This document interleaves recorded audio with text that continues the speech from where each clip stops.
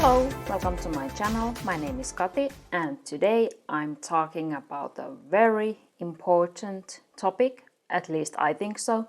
So making a weekly review. This is the notebook where I do my weekly review. Once a week I take this notebook and sit down and look back on what did happen the previous week and then think about what I could do better the next week or in the future. So I think this is a very important habit to have. No matter if you have a goal or don't have a goal, I think this would serve anyone. So today I will tell you how I do my weekly review and give you some tips how you could start doing yours if it's not a habit of yours now. Let's start with why to do a weekly review. I think it's so important to look back on what you have done in the past week. Because at least for me,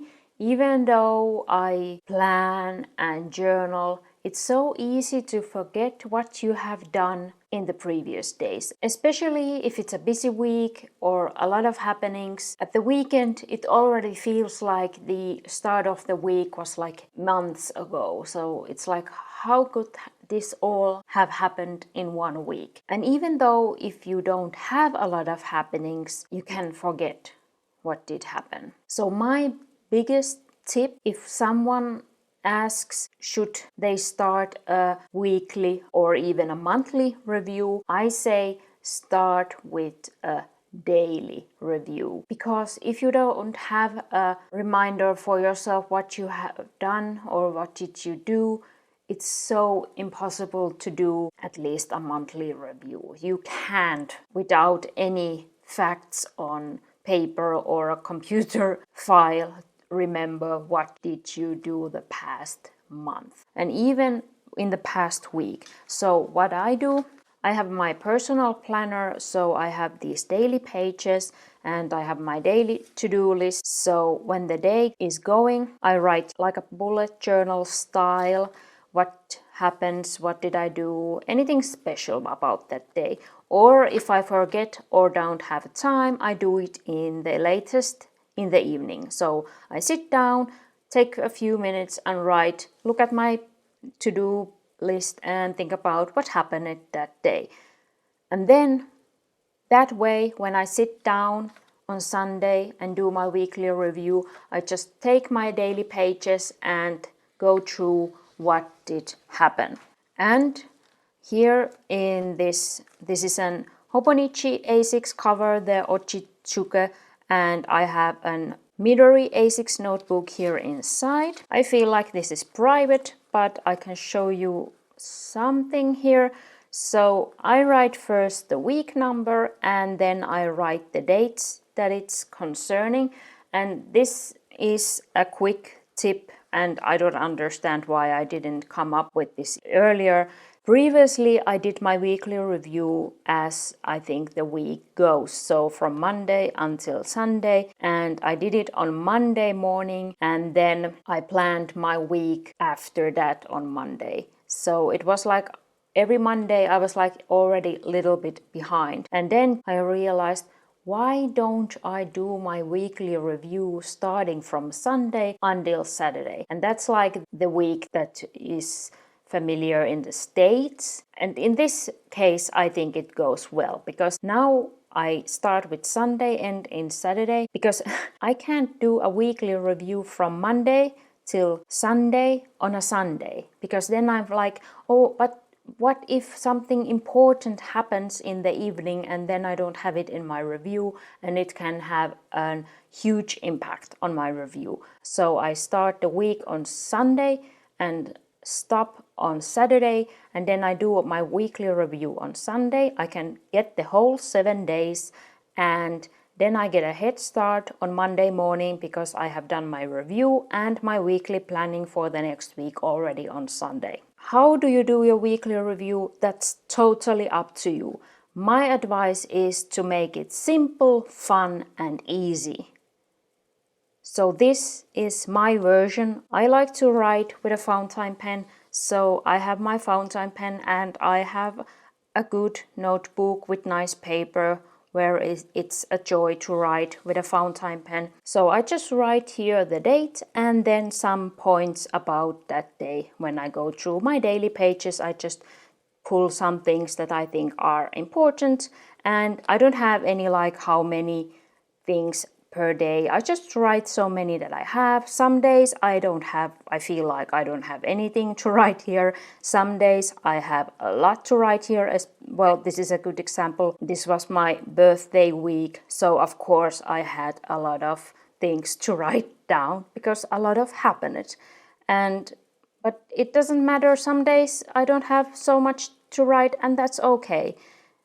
And usually one spread is enough for me, and that's again, you do it your way. And of course, if you write those daily pages, you don't have to, of course, write them again. I just do it because I'm not going to save those daily pages. Someday I will throw them away. So this way I have still those memories somewhere. So that's why I write them here. And then when I have looked back on my week, what happened, I go to the next page and write again the week number and which date I'm doing this. And then I answer my weekly review questions. And let's give credit when credit is due. So I haven't come up with my weekly review questions by myself. I have taken them from this High Performance Planner by Brendan Purchart. And this is from Hay House, and if you want to see more about this, I can make a separate video, just let me know in the comments. But this has weekly reviews, a lot of different ones, and this has also monthly reviews, reflections, assessments, so much. So this was like too much for me, because that's the one thing, make it simple and fun and easy. So this is too much. This is not anymore simple and fun and easy, at least not for me. This is too much for me. So I took these two things here and made it my weekly review. And here I have I have a little bit tweaked the questions, but they are mostly like the idea and how I put it is from that planner. And this is something, again, you do you. So you choose your questions, you choose what you think is important, but I just go quickly through what I have so that it may spark some ideas for you. What would you like to review on a weekly basis?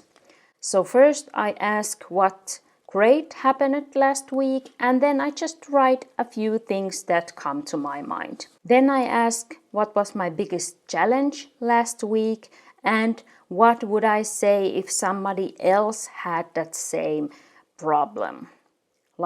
It's like giving advice to myself.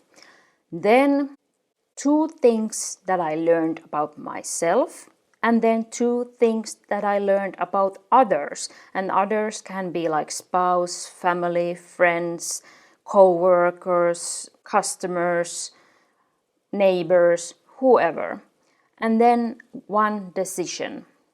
What decision could have I done last week to make my life better, or to give my life more meaning, so to serve like a bigger purpose? And then when I have answered these questions, I still do like a life check. So I have here 10 different life areas, and these are something I have chosen that are important in my life at this moment. So I have changed these when things change, and this is something, again, I encourage you to choose your own life areas and choose things that are important to you and you want to make sure stay in good shape, because this is something I think is valuable in the weekly review, not just to look back on what happened, but also to look where are you going? I have here like physical health.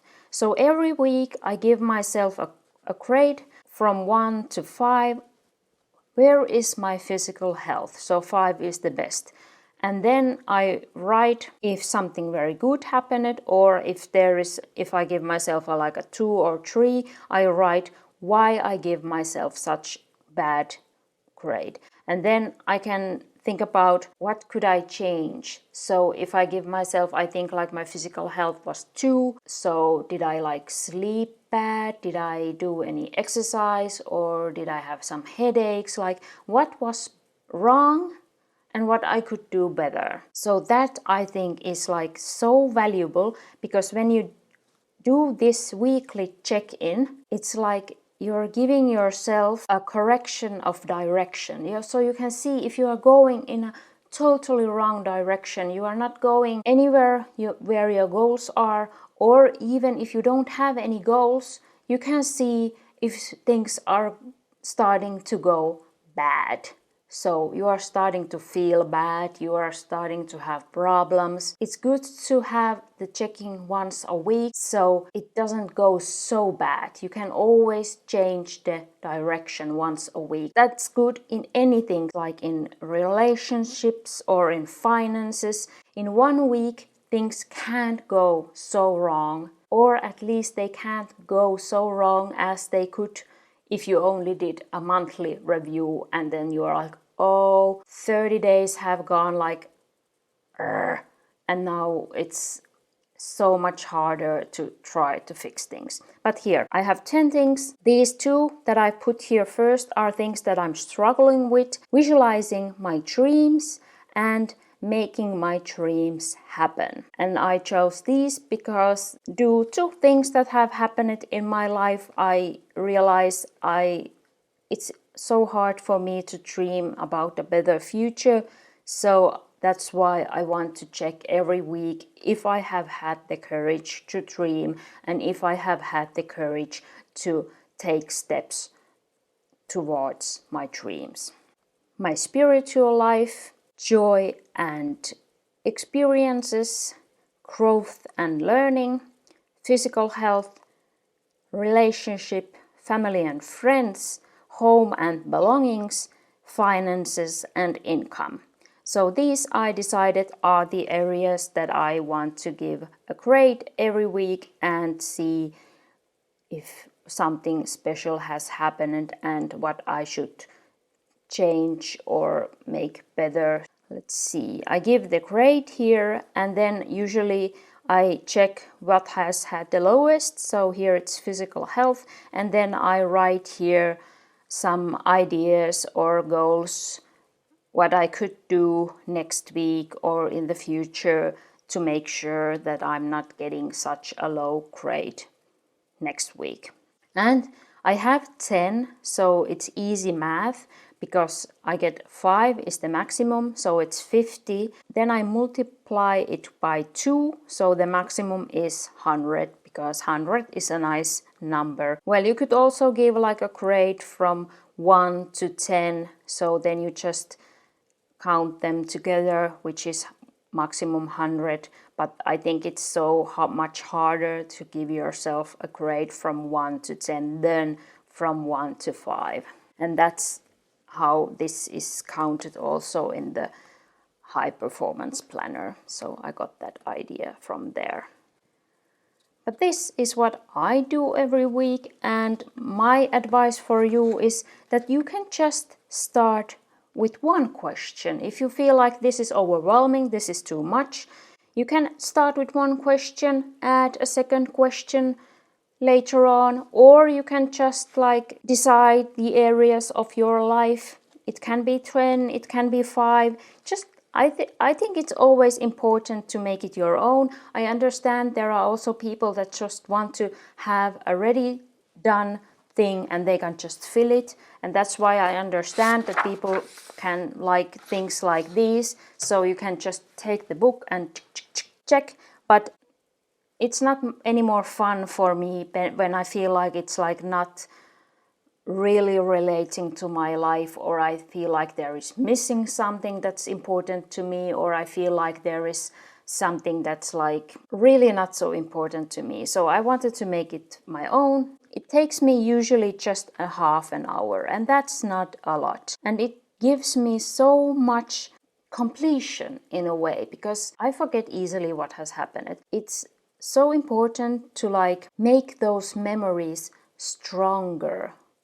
So when I write the daily page in the evening, what has happened, that's one way that I make the memory stronger in my mind. And then when I do my weekly review, write them again and think about them, then it makes the memory even stronger. So that way I remember things more about my life, and especially I get a stronger memory about the good things in my life. And as I said, I can change my direction once a week if I see like I'm going way off my aim, or if I see like something is going very wrong in one area of my life or more areas. I can always change things. And when I have done my weekly review, I then do my weekly planning, and then I get a head start for Monday morning, because I have already checked what I did last week, and then I have a plan for the coming week, how to make things better and what steps to take towards my goals and dreams. I hope this video was helpful for you. If you have any questions or comments, please leave them down below. And remember, if you are wanting now to start a weekly review, make it simple, fun and easy, so you keep doing it. You can always tweak and change it on the go. If you enjoyed this video, please like and subscribe if you haven't subscribed yet. Thank you so much for watching. Have a nice day. See you next week. Bye bye.